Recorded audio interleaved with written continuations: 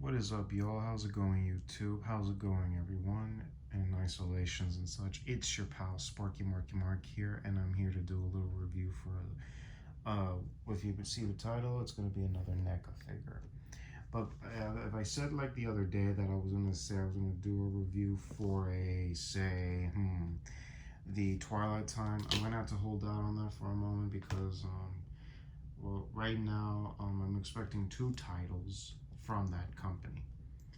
So yeah, so a little advice for you: better order some titles before they go out this summer, of course, around July 1st. So with that, let's cut to the chit chat. I'll show you off in the next video of that. Let's show you the NECA figure that I'm here to tell you. It is for one of the Friday 13 franchises, and it's for Friday 13 Part 4, the final chapter. Even this from the this is the image of the Bare Bones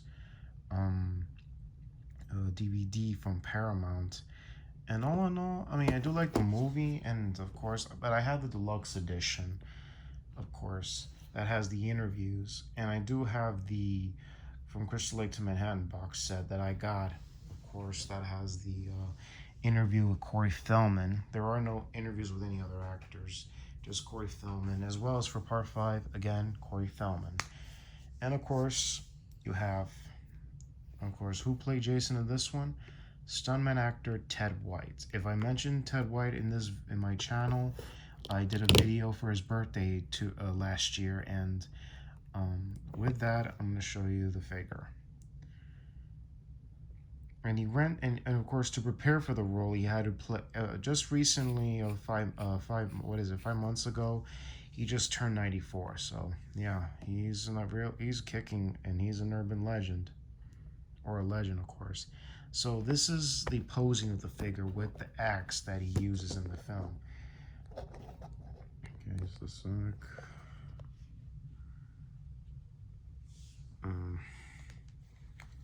Just to be on the safe side, of course.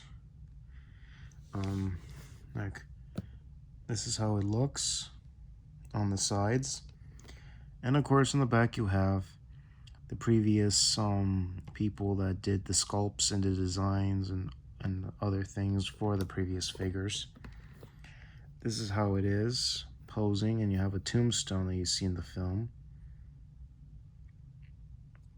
And of course, he is using the saw, and then I don't see him using a machete. Where in the heck does he even use a machete? No, seriously, where exactly in the movie? We didn't ever see Jason use a machete. Only in Part 3 we saw him. But in this one, he never even wears a machete. He never uses a machete. He uses different weapons. And here's the part where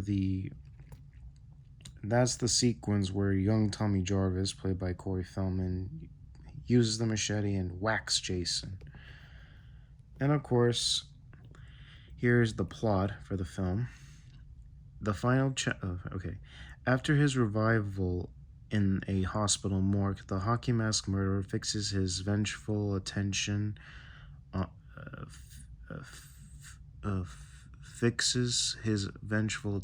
on the Jarvis family and a group of carefree teenagers. Young Tommy Jarvis is an officer, I can't even say that word right, on horror films and special talent for masks, makeup effects. Has the diabolical Jason finally met his match? So yeah, for young generations out there, all you young bucks and all you dudes and dudettes, watch the film. You got to start with Part 1, you go to Part 2, then you go to Part 3 in order to know exactly what you're seeing. And this is how it is. Look how it is. And of course, you have the different. Okay, for starters, if you look carefully, or if I zoom in, of course, just a sec, because I'm trying to see the differences between the 2 sculpts here of the mask. That is one used for the film, and then the other one is where fits the machete for Jason's head. You see, there's the sculpt one, and then the other one is the where the mask gets cut off or something. Here you go. Then the next one, and then of course you have the weapons, the meat cleaver, the butcher knife, corkscrew, the saw, and the axe and the machete. But he only uses these other weapons.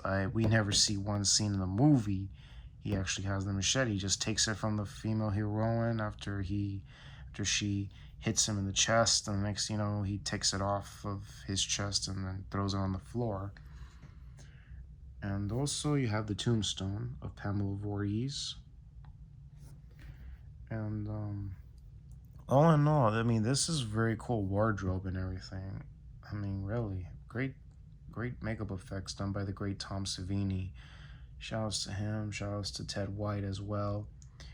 And all in all, man, he's still kicking ass. And here's an additional hand for other weapons, I believe, if I'm not mistaken. And all in all, the effects are great in the movie.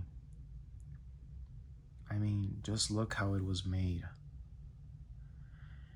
And this is the one I got during Christmas, I believe, 2 years ago, or was it last year? But all in all, it is a great figure, of course. And all in all, it is a great film. And presumably people thought this would be the final chapter. No more Friday the 13th, no Jasons. All in all, it was great film. You see it carefully, of course. Even there is variation posing on the figure. Believe it or not, boys and girls of all ages. And with that, I'm going to show you some, of course. There is another figure, believe it or not. But it's a bit taller, of course.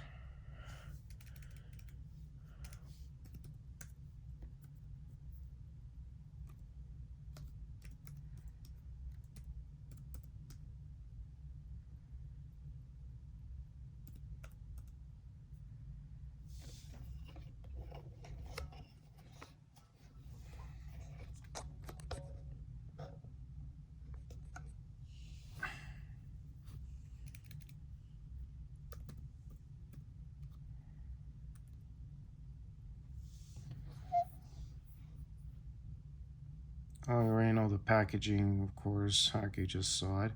Here's the posing of the figurine. Just zoom.